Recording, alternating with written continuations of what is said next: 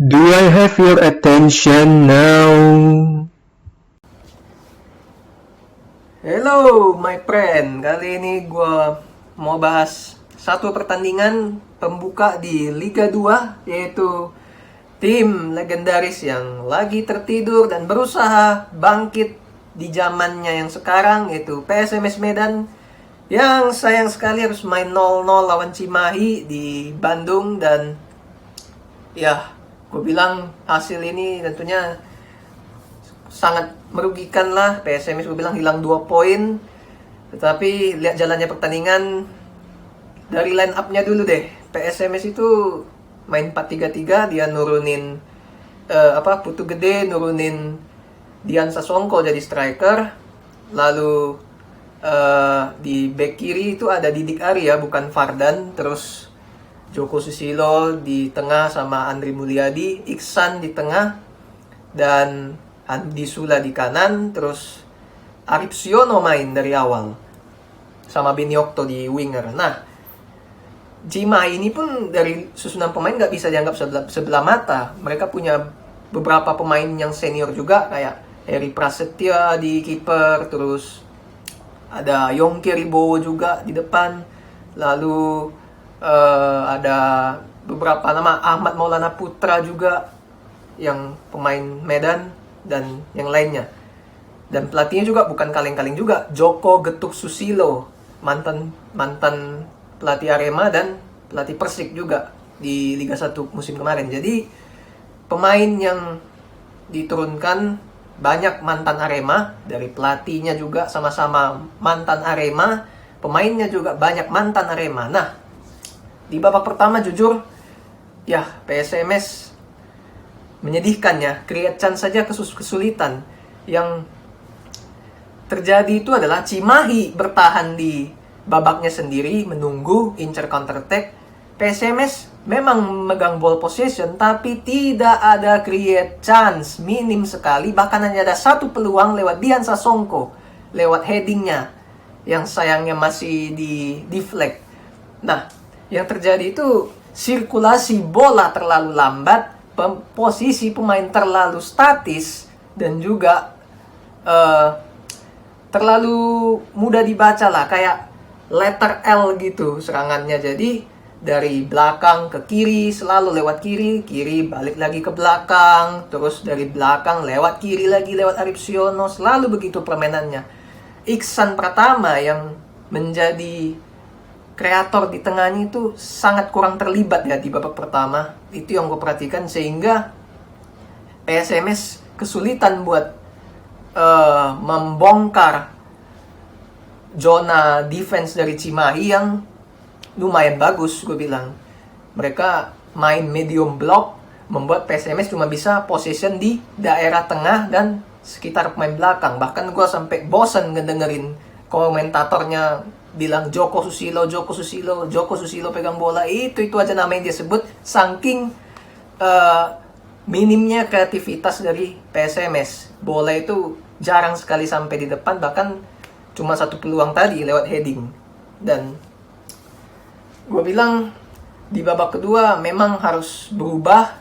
Selain memang juga temponya terlalu lambat, sirkulasi bola juga masih lambat di babak pertama. Lantas di babak kedua langsung berubah nih. Temponya langsung dinaikkan sama PSMS. Sepertinya Putu Gede ya, pelatihnya mengetahui bahwa memang anak asuhnya kesulitan buat membongkar zona defense dari Cimahi, sehingga dia suruh anak asuhnya percepat tempo. Jadi aliran bola juga jauh lebih cepat sekarang sirkulasinya, dan lebih terlibat lah Iksan di tengah untuk pegang bola. Yang sebelumnya di babak pertama gue lihat bahkan pegang bola aja jarang sekali gitu loh. Di babak kedua lebih sering, tapi ya nggak begitu kelihatan juga. Bahkan gue bilang Cimahi di babak pertama itu sebelumnya dapat satu peluang, Yongki di depan gawang kosong, tinggal ceplosin malah ke atas bolanya. Beruntung sih PSMS gak kebobolan. Kalau itu sampai kebobolan lewat Yongki, lebih gawat lagi di babak kedua bertahannya itu. Dan untungnya gak masuk, dan PSMS di babak kedua jauh lebih cepat temponya, sirkulasi bola jauh ditingkatkan lebih cepat, dan beberapa pergantian pemain, Fardan Harahap masuk langsung dapat perubahan, terus si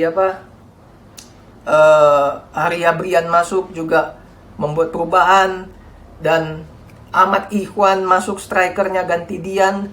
Gila, dapat satu peluang di kotak penalti, cutback jarak pendek, tinggal ceplosin, masih kena mistar. Astaga, memang kurang beruntung sih. Di lain sisi memang kipernya Heri Prasetya bukan kaleng-kaleng juga sih. Dia ngelakuin beberapa save penting, positioning dia juga bagus. Satu free kick dari jarak dekat dia bisa save, dan memang kurang beruntung lah. Tetapi at least setidaknya di babak kedua PSMS bisa lebih create chance lah untuk menciptakan gol.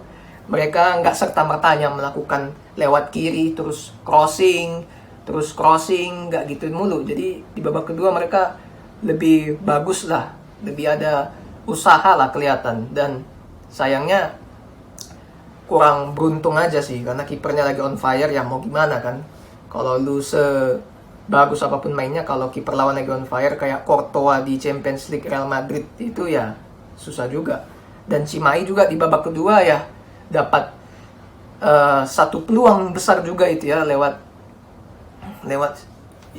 Yongki juga headingnya, tapi masih melenceng. Dan ya Cimahi dan PSMS gue bilang ya hasil seri ini memang layak sih untuk keduanya, karena di satu sisi Cimahi lebih menunggu dan incer long ball langsung counter cepat dan kurang efektif. Di satu sisi PSMS di babak pertama kurang kreativitas, tempo terlalu lambat, sirkulasi bola terlalu lambat, pergerakan pemain terlalu statis.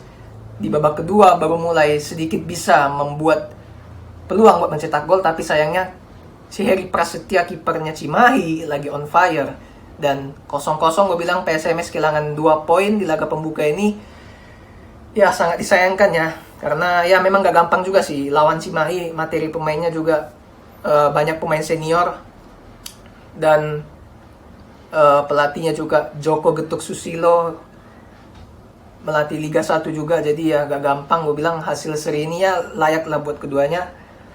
Tetapi tentunya semoga di kedepannya Iputu Gede, gue menyarankan dia lebih menginstruksikan anak asuhnya untuk bisa lebih bermain kombinasi di tengah. Kalau seandainya pemain lawan itu menunggu di babak sendiri, medium block di tengah, sehingga kesulitan buat lewat lapangan tengah, lewat sayap, at least jarak pemain di depan yang di tengah harus lebih terlibat lagi memegang bola dan memainkan kombinasi play lewat tengah, lewat 1-2 sentuhan. Itu yang tidak dilakukan oleh PSMS di babak pertama, sehingga mereka buntu, ngestak dengan begitu-gitu aja, letter L.